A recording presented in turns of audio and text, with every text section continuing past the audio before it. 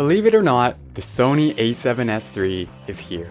It boasts a lot of impressive specifications never seen in mirrorless cameras from Sony before. It comes in at around $3,500 US, and it is the best 4K mirrorless camera out there. Let's talk about it.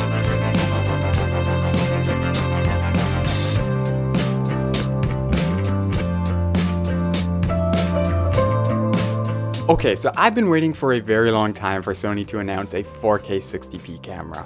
I can live with 8-bit video, 420 internal, but having to sacrifice pixels for frame rates is something that continues to bother me to this day. 1080p 120 is still a very respectable and reliable choice for most people, but it begs the question, when paying how much we do for cameras, should we really have to decide between resolutions and frame rates?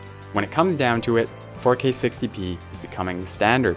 I talked about this in my EOS R5 video here, but to make a long story short, the standards in everything are always moving, and for cameras, it's gone from 1080p 30 to 1080 60 to 4K 30 to now 4K 60. And all these options usually find their way into smaller sensors first, like cell phones and action cameras, and then slowly trickle their way up into the larger sensors as technology and, most importantly, heat dissipation evolves.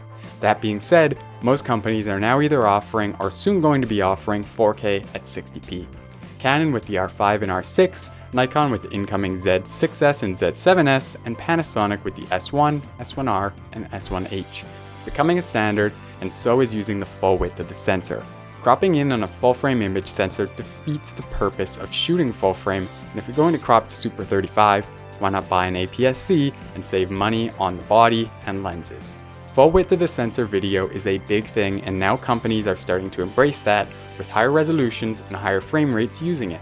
Sony is no different in this department with the A7S III. However, where they are a bit different is their approach. They are making the best possible 4K camera they can, while the competition is making higher resolution cameras with some reliability issues and/or crops. Sony made a pro camera for today, while others are making pro cameras with downfalls for the future. I think Sony made a good call. The A7S III shoots 4K at up to 120 frames per second, and in that mode, there is a very small 1.1 times crop. The rest of the modes are shot using the full width of the sensor. It also offers 1080p at up to 240 frames per second. All modes are capable of recording internally in 422 10-bit or up to 4K 60p externally in 16-bit RAW to something like a Ninja 5. New codecs are available boasting up to 600 megabits per second and recorded onto one of the dual UHS 2-slot CF Express Type A combo card slots capable of dual simultaneous recording for all those live events. At the heart of the camera is a 12 megapixel backside illuminated sensor with large light gathering photons, giving the Sony A7S III the ability to shoot over 400,000 ISO, being able to capture up to 15 stops of dynamic range, and all this with 5 stops of IBIS and 12.1 megapixel stills, which won't be being blown up anywhere, but for thumbnails and social media, it will make you happy. This really isn't a stills camera, this is a video camera, a 4K one.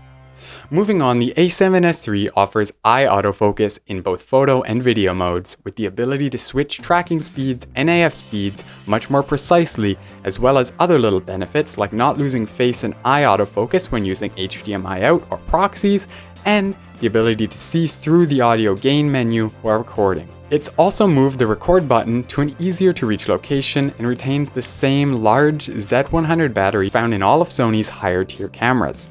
With all that out of the way, the Sony A7S III is a beast of a 4K video camera. It offers cinema quality images in a mirrorless package and at a much lower price than cinema cameras. The fact that they used a lower resolution 12 megapixel sensor is a good call in my mind. Despite the fact that there is no downsampled 6K from a 24 megapixel sensor like the A7 III, or higher resolution video options like 6 or 8K, it is hands down the most reliable, feature-packed, and affordable 4K mirrorless system around that will make a great A-cam for hobbyists and freelancers, as well as short film and documentary filmmakers, and a great B-cam for pros. The A7S III takes a modest approach in the resolution department, but makes a perfect 4K mirrorless camera with basically no compromises in record time and no overheating issues. It is the perfect 4K mirrorless camera with incredible dynamic range and the best low light out there. Check out this video once it's out to see my opinion on when Sony will add higher resolution video to their mirrorless lineup. But yes, to conclude, the A7S III is, as I've stated, the perfect, most reliable and feature-rich 4K mirrorless camera. Period. It has cut no corners for 4K and leaves us wondering, do we need higher resolutions at the cost of overall reliability, or should we focus on reliable 4K before bridging the gap to the possibly unnecessary 6 or 8K? Let me know your thoughts down below. As well, if you're going to be picking up an A7S III, let me know as well.